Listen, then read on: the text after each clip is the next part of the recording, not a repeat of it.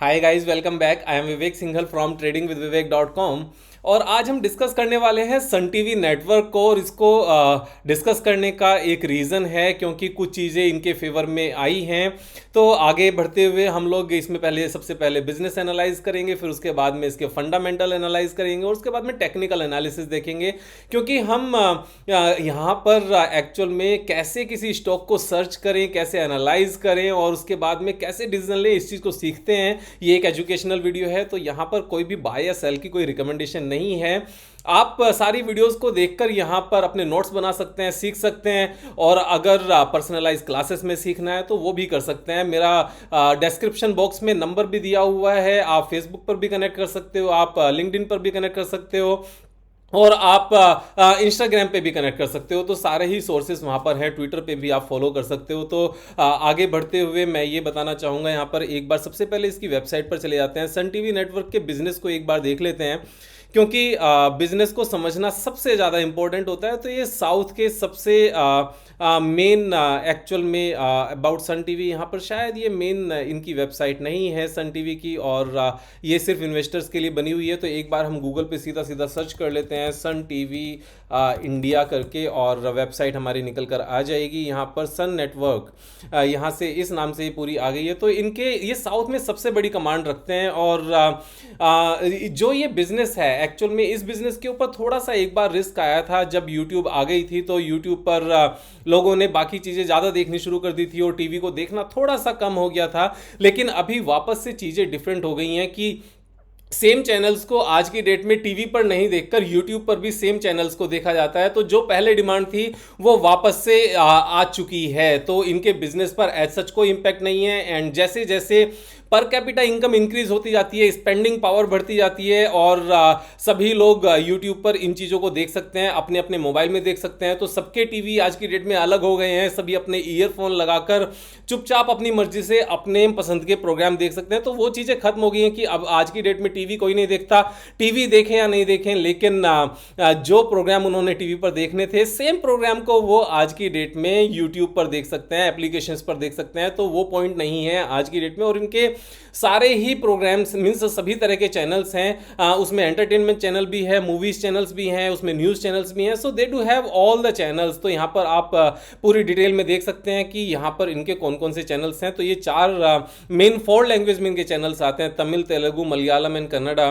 तो आप इनमें देख सकते हैं इनको। और हम अगर इसके फाइनेंशियल्स की बात करें तो फाइनेंशियल्स में सुपर्ब फाइनेंशियल्स हैं इस कंपनी के।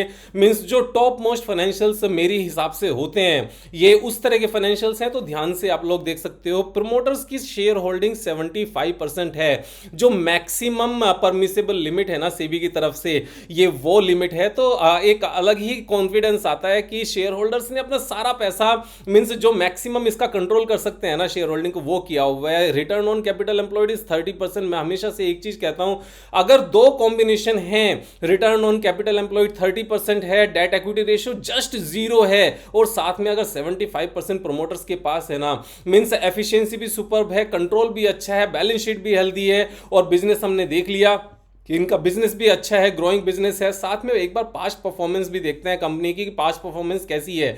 तो सबसे पहले एक बार प्रॉफिट एंड लॉस अकाउंट पर चले जाते हैं। तो पास्ट परफॉर्मेंस को अगर देखेंगे, कंसिस्टेंट ग्रोथ है, यानी कि 3.5 टाइम्स इन्होंने अपनी रेवेन्यू को कर लिया है पिछले 10 ईयर्स में, एंड नेट प्रॉफिट को भी इन्होंने 4 टाइम्स कर लिया है पिछले 10 ईयर्स में। तो ये अमेजिंग है, मीन्स सुपर्ब है। लगातार कंसिस्टेंटली नेट प्रॉफिट इंक्रीज होता गया है।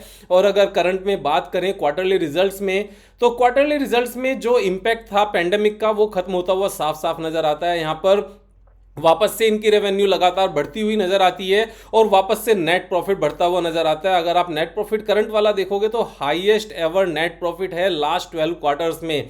और जब भी हाईएस्ट एवर नंबर्स आते हैं ना, तो अमेजिंगली मजा आता है, मींस तब देखने में मजा आता है चीजों को। और अगर बैलेंस शीट की बात करें तो इनको लोन लेने की आदत ही नहीं है। 1 रुपया, 2 रुपया, 2 रुपीज, 10 रुपीज, कुछ लोन नहीं है, 0 है। और जो अपना फंड है 1500 करोड़ से इंक्रीज करके ये 6120 करोड़ तक ले गए हैं। और जब अपना फंड इतना है और पूरी कंपनी कितने की है, पूरी कंपनी 21,000 की है, तो 3 टाइम्स बुक वैल्यू पर चल रही है।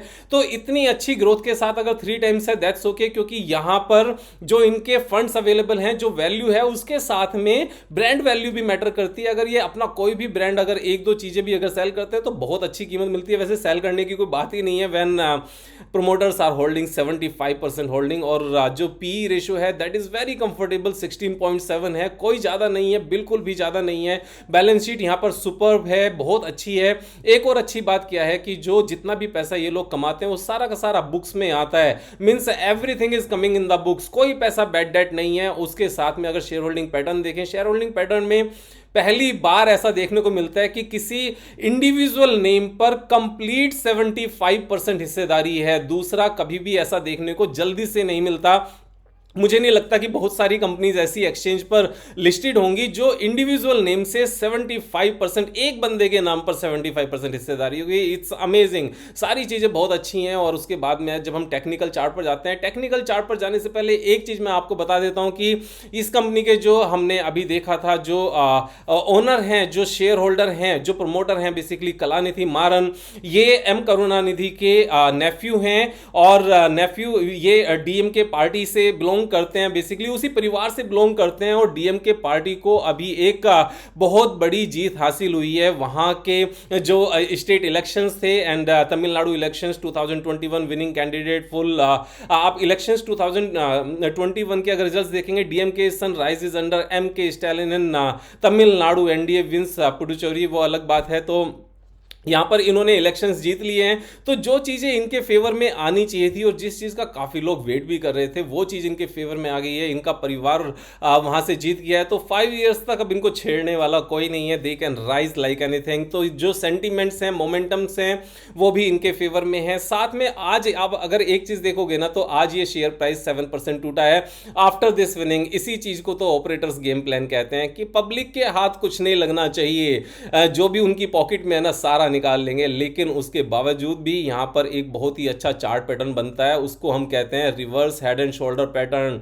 और बहुत ही अच्छा सा ये एक पैटर्न है। अगर आप देखोगे तो ये एक शोल्डर है, ये उसके बाद में यहां पर हेड है और ये इसका राइट शोल्डर है। और राइट शोल्डर के बाद में यहां से चीजें वापस से उठेंगी, ये बिल्कुल फॉर श्योर है। जब amazingly highest ever net profit हो, इनकी पार्टी जीत गई हो, कोई दिक्कत नहीं हो किसी भी तरह की, 75% ओनर्स के पास मींस प्रमोटर के पास है, सिंगल नेम से 30% की रिटर्न ऑन कैपिटल एम्प्लॉयड है, अपने सेगमेंट में मार्केट लीडर है एंड जीरो डेट कंपनी है, और क्या चाहिए उसके बाद। इन सब चीजों से ऊपर सिर्फ और सिर्फ 16-17 के पी पर ट्रेड करती है। तो यहां से सिर्फ ऊपर जाने का रास्ता ही नजर आता है। तो अगर हम reverse head and shoulder pattern की बात करें, तो reverse head and shoulder pattern के केस में यहां पर हम अगर इसका टारगेट लेकर चलें तो हमारा टारगेट प्राइस निकल कर आता है यहां पर 287 पॉइंट्स ऊपर का यहां से टारगेट नजर आता है, और ये टारगेट है 833।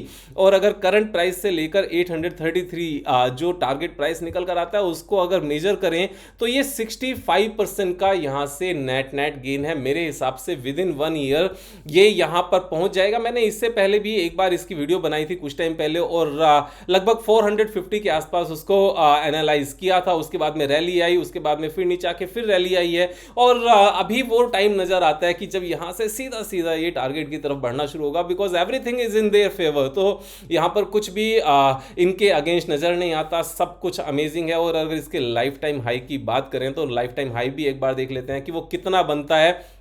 तो करंट प्राइस से अगर लाइफ टाइम हाई तक का अगर एक बार मेजर किया जाए तो यहां से ये पैसे 115% अपसाइड पोटेंशियल है। और जब सारी चीजें फेवर में हो, लाइफ टाइम हाई रिजल्ट हो, और अमेजिंग बैलेंस शीट हो, सुपर फाइनेंशियल रेशियोज हो, बाकी सारी चीजें भी फेवर में हो, मार्केट लीडर हो, तो लाइफ टाइम हाई पर चीजें जाती हैं। और मैं एक चीज तो हमेशा कहता हूं, जब reverse head and shoulder pattern बनता है ना, तो वो पूरे ट्रेंड का एक रिवर्सल होता है। तो जो डाउन ट्रेंड है ना, वो पूरा का पूरा यहां से रिवर्स होता होता हुआ नजर आता है, इसमें कोई डाउट नहीं है। अगर इन सब चीज़ों को सीखते हुए मैं एक चीज़ आपको कहना चाहूँगा, start making notes out of this videos learnings. ये बहुत इंपॉर्टेंट है। अगर आपने नोट्स बनाकर चलोगे ना, तो चैनल पर जितनी भी वीडियोस हैं एक एक को देखो, नोट्स बनाओ, नोट्स बनाकर एक अच्छी खासी आप पूरी बड़ी थीसिस लिख सकते हो स्टॉक मार्केट को लेकर। इतनी सारी लर्निंग मैं ऑलरेडी दे चुका हूं और ये लगातार देता रहूंगा। एवरीडे हम 5 बजे आते हैं एक नई वीडियो के साथ। कल फिर मिलेंगे, तो तब तक के लिए मजे करो यार। Thank you so much, have a nice day.